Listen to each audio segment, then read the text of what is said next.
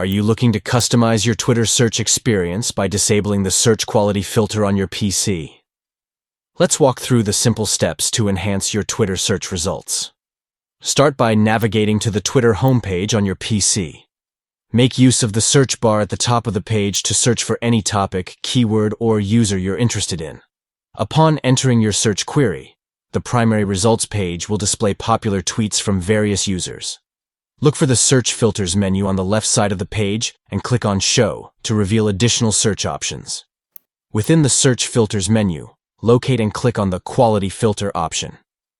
This will allow you to adjust the quality filter settings for your search results. To disable the quality filter, simply choose the Quality Filter Off option. By turning off the quality filter, you can access a broader range of search results without any filtering based on quality criteria. With these straightforward steps, you can tailor your Twitter search experience by disabling the search quality filter on your PC. Explore a wider array of search results and uncover more relevant content that aligns with your interests.